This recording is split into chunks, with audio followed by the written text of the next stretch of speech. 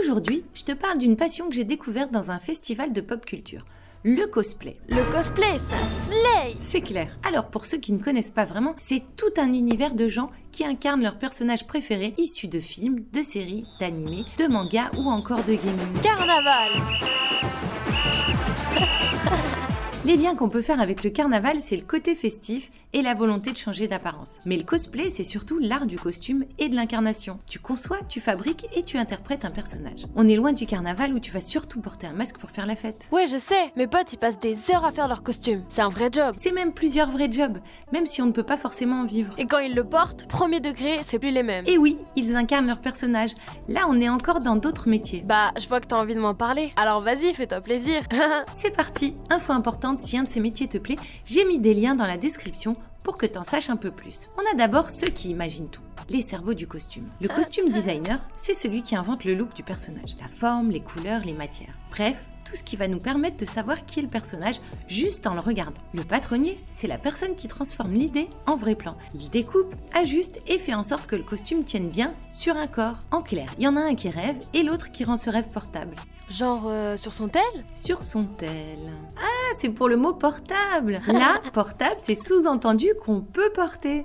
Le métier de costumier, lui, il mélange l'art et la technique en veillant à ce que toutes les matières fonctionnent ensemble visuellement et physiquement. Il s'assure aussi que tout ce que raconte le costume soit cohérent avec l'histoire du personnage. D'un point de vue professionnel, ces trois métiers se retrouvent dans le cinéma, le théâtre, la mode ou encore le cosplay professionnel. Ensemble, ils font le lien entre la vision artistique et la fabrication concrète. L'un imagine, l'autre calcule et le dernier ajuste pour que tout prenne vie. Et si le perso, c'est une plante? Bah pareil. Et si c'est un objet, genre une tasse? Bien sûr. Bah oui, Zip. Mais oui, Zip. Bah Zip aussi, il a une histoire. Donc c'est pareil. Par exemple, si son costume était fabriqué en plastique, ça collerait moyen avec l'époque de La Belle et la Bête et le style du château. Tu vois? Il est fabriqué en porcelaine alors? Comme le vrai? Perdu! Ça serait trop lourd et difficilement manipulable. Les cosplayers utilisent le plus souvent de la mousse EVA, mais il y a d'autres matériaux possibles. Et la touche indispensable, c'est une peinture spéciale qui va donner l'effet de la porcelaine. Du coup, le costume est léger et ressemblant. Ça a toujours été mon préf, Zip. Après, on a le modéliste, c'est un peu l'ingénieur du vêtement. Il vérifie que les tissus peuvent être travaillés et portés facilement. Technique, frère. Dans le monde pro, le costumier est à la croisée de l'art et de la technique. Il doit comprendre une époque, un scénario et un corps. Quant au modéliste, c'est l'œil technique du styliste, celui qui fait exister le dessin grâce à sa maîtrise du volume et du tissu. Ensuite, on a les mains du costume. Oh, la chose.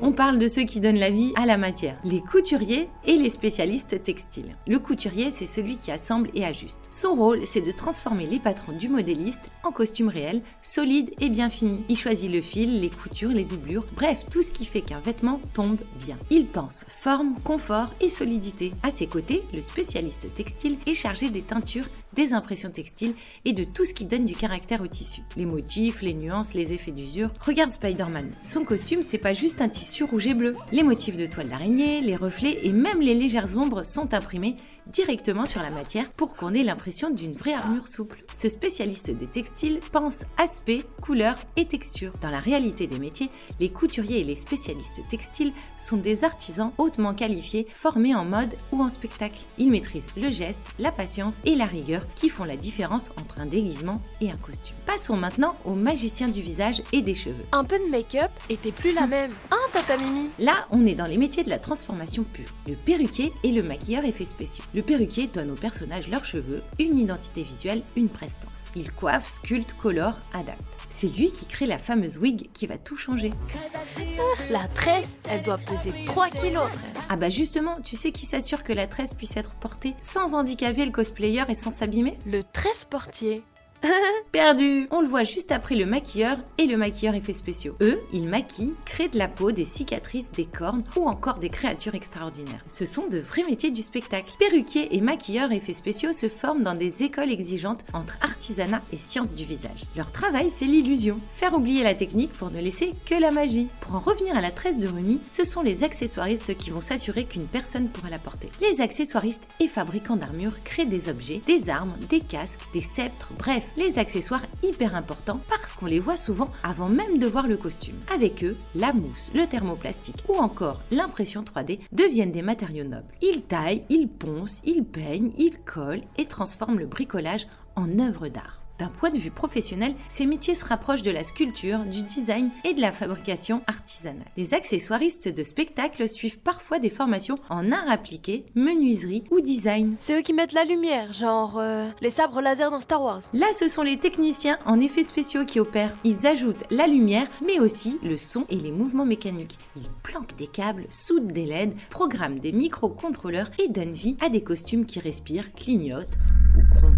Leur mission, c'est de créer de l'émotion par la technologie. Dans le monde pro, on les rapproche des métiers d'électricien spectacle ou de technicien effets spéciaux. Ces profils hybrides mélangent ingénierie, création et bidouille et apprennent souvent en autodidacte avant de se spécialiser dans le spectacle vivant ou l'audiovisuel. Ça se laye, ça. Après, nous avons les artistes de la finition. Ici, place aux peintres et artistes aérographes. Ce sont eux qui apportent les dernières touches qui vont rendre le costume plus vrai et adapté à l'histoire du personnage. Ils ajoutent la poussière, la rouille, les cicatrices, les ombres, les nuances. Chaque posture passe entre leurs mains avant de devenir crédible. Dans le monde professionnel, ce sont souvent des décorateurs ou peintres spécialisés formés en art appliqué ou maquettisme. Leur talent, c'est la subtilité. Donner du vécu à quelque chose de neuf sans jamais trahir l'univers du personnage. T'imagines le perso, il sort d'un combat en mode bien coiffé, chemise repassée.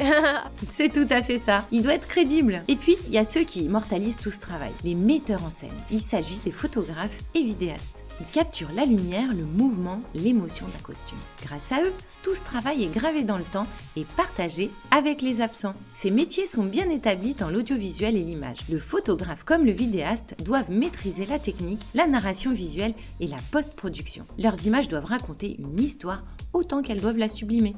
Enfin, il y a ceux qui donnent vie aux personnages, les performeurs, cosplayers-interprètes, les comédiens du costume. Ils ne se contentent pas de porter, ils incarnent. Ils travaillent la posture, la gestuelle, l'énergie et la voix. Ce métier, c'est celui du jeu scénique et de la performance. Une fusion entre le théâtre, la danse, le mime et la passion. Les formations d'art dramatique ou de spectacle vivant y mènent naturellement.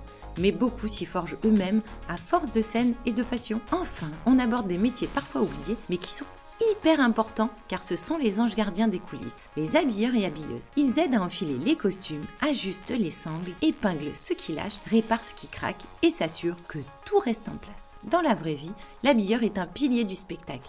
Il a l'œil pour le détail, la patience pour les urgences et la discrétion pour le plateau. Mais ça veut dire que pour faire du cosplay, il faut faire appel à tous ces gens? Ça risque de te coûter cher, hein? Bah, comment on fait alors? Déjà, il faut savoir que la plupart des passionnés aiment créer leurs costumes. Donc, ils touchent un peu à tous ces métiers. Après, ils peuvent aussi faire appel à une communauté de cosplayers. L'entraide fonctionne super bien dans cet univers. Et en général, ils sont très doués. Ils peuvent même vendre leurs œuvres. Donc si je veux faire mon costume, il faut que je fasse un peu tous ces métiers? En réalité, tout dépend de la complexité du personnage que tu veux cosplayer. Déjà, tu peux commencer par quelque chose de simple pour voir si ça te plaît. Je vais essayer Nami, une perruque orange et tes grandes claques. Un petit bouclier en plus, non?